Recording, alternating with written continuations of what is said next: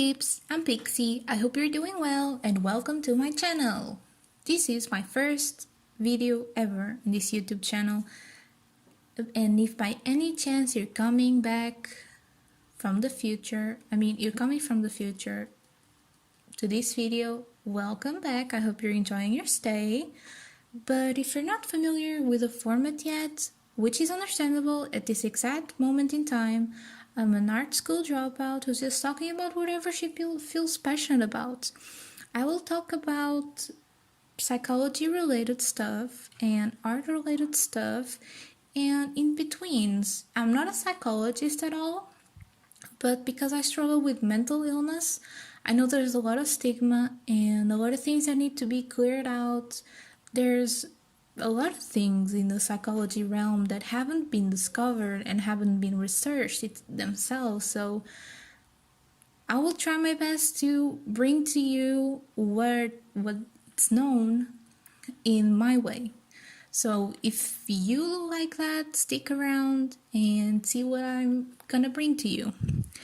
All the speed painting the videos are made by me unless stated otherwise, and you can find all the finished products on my Instagram page and Twitter, which will be linked down below.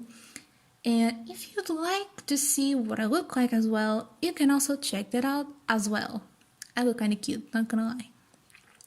Now let's jump right into the video, shall we? To start off this channel, I wanted to do some kind of informative video about eating disorders.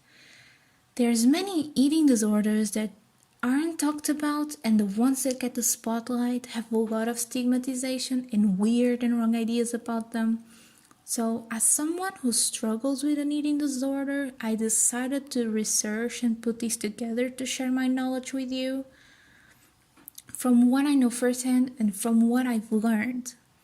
I'll start by saying that no eating disorder is a lifestyle or a choice. They aren't diets you try and just discard the next week. There's still a lot to learn about these complex disorders, but from what we know so far, they are mental conditions that can be provoked by peer pressure, exposure to certain ideals, perfectionism, impulsivity, neuroticism, genetics, and maybe even the fact that your brain doesn't produce enough dopamine, I don't know how to pronounce that, or serotonin, whatever that is. I know what it is, but I don't know how to pronounce it. In the end, every case is a case, and every person develops it and experiences it differently.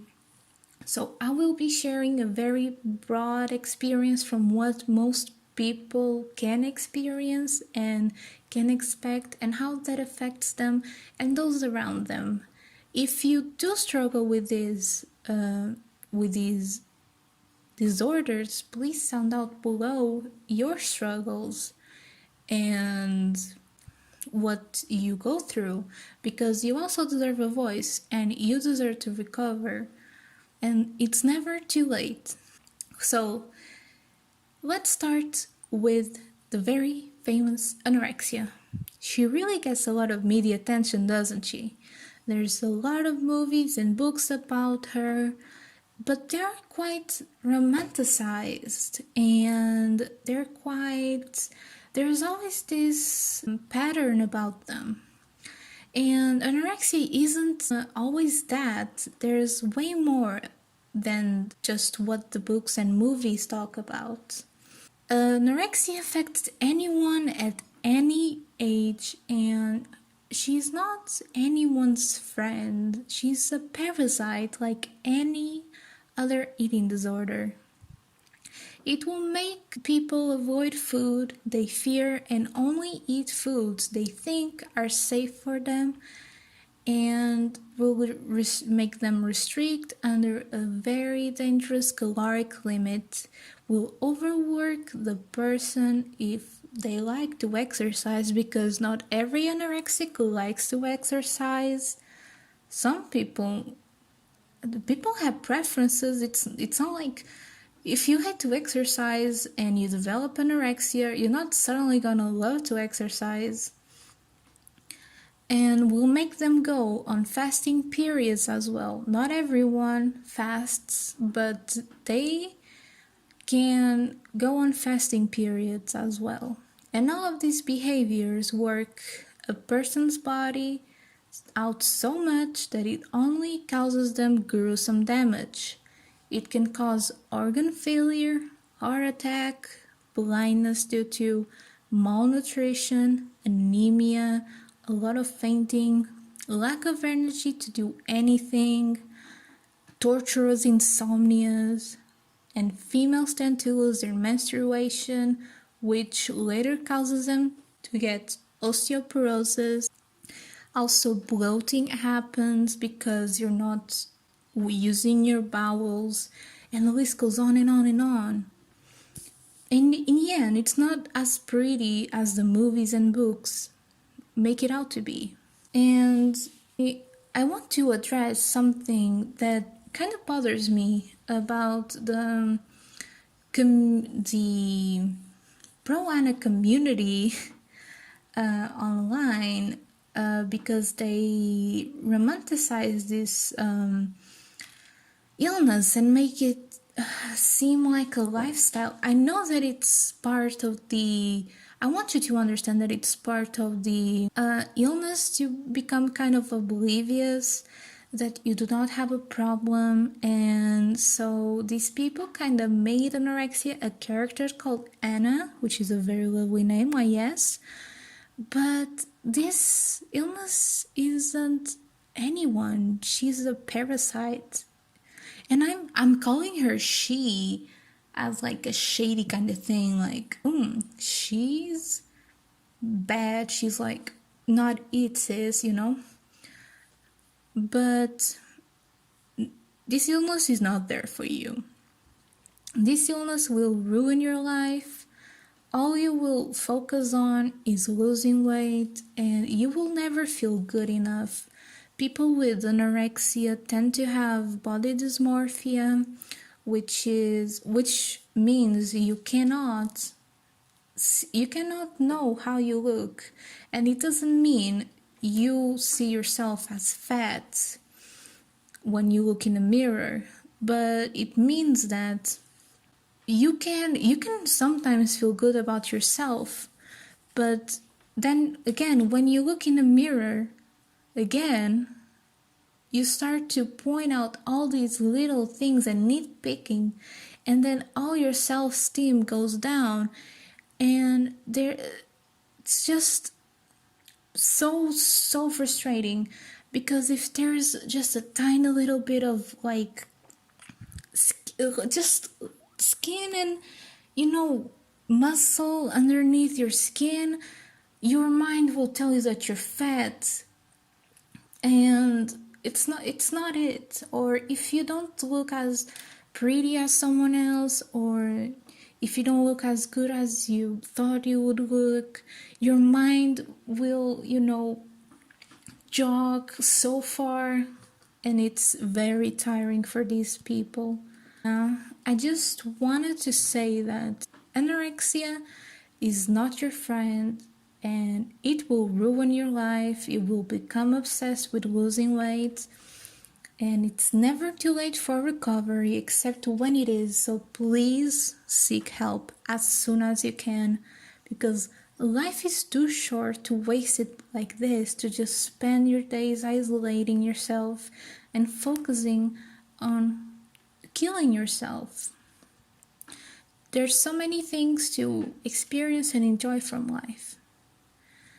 And now, let's take a moment to recover from the little pretty moment and move into the next one. And the next one is orthorexia. This eating disorder is quite hard to identify because it's usually masked as clean eating or just eating healthy. Normally that's what people who struggle with this eating disorder think that's what they're doing. And people don't realize that food and the meal planning they're doing has taken over their lives. And no healthy fit food Instagram accounts, that's not relatable at all. It's very sad. People with this eating disorder normally just start off eating healthy and with a very positive mindset, but then fall into this routine that it's really hard to get out of because it is so fueled by anxiety and obsessive behavior. They become fearful of foods that aren't pure or clean enough for them, such as foods that contain any sugar or pesticides or salt or even dairy and meat. They limit their food options, and it's an eating disorder that's more about quality rather than quantity, like anorexia. Anorexia is more about the caloric limit, and this eating disorder is more about the quality of the food. But it's so strict that the people will rule out entire food groups, and this leads to malnutrition and long-term health issues, the way anorexia does. People who struggle with this condition do lose a lot of weight and don't typically have an issue with their body. That's not the main reason why they develop this condition. It's mainly because of anxiety disorders and obsessive compulsive behavior or trauma. And they have a major obsession with what they put in their body, with the quality of the food they put in their body. And it's very sad that it goes unnoticed a lot of times and isn't in the diagnosis for a lot of psychologists yet. But it doesn't make their struggles any less valid, does it? And recovery for orthorexia is also very possible, and the first step is to recognize it and also be aware of it. So pay attention to your peers and also take care of yourself and be aware of it. Now let's talk about the next one, and its name is arfid, or avoidant restrictive food intake eating disorder. This disorder is more common in infants and children, but can also develop in some teenagers and then stretch out to adulthood. And it's a very interesting one, but unfortunately there isn't enough research on it yet. All there is that we know is that it's common in people who struggle with ADHD and OCD and people who are in the autism spectrum.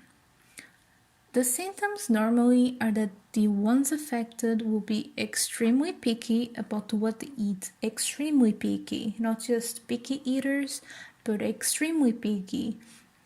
As in, they will be affected by certain smells or textures and flavors and will avoid certain foods because of that. And they lack appetite and will avoid food also because of the fear of choking or vomiting sometimes. A person who suffers from arfid isn't in a state of poverty where they can't afford food. That's a misconception. Another misconception is that they avoid food for religious purposes or even have any issues with their body.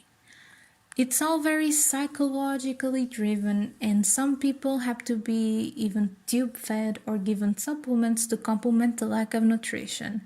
In children fail to gain weight, so because they avoid eating so many foods, they cannot gain weight. In teenagers, they lose a lot of weight, teenagers and adults. If you have any experience with anyone who suffers from this disorder, or if you do yourself, sound out below and let us know more.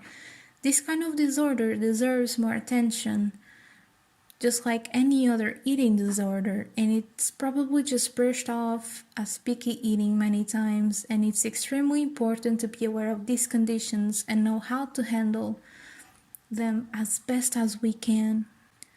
And well, everyone, that's it for today's video. I hope I was as informative as I could be. I probably missed a lot of things, and if I did, please let me know down below. I will be talking about purging and binging eating disorders in the next video. This one was about restrictive eating disorders, as the title says. So stay tuned and take care until then. I had to remake this video. I had to remake like the audio so many times, so please maybe leave a like and subscribe. I tried so hard for this first video. I hope you like it. I don't know. Well, I hope you like the drawing as well. And see y'all soon. Bye. You can also request any subject that you'd like me to talk about or cover. So yeah, let's go.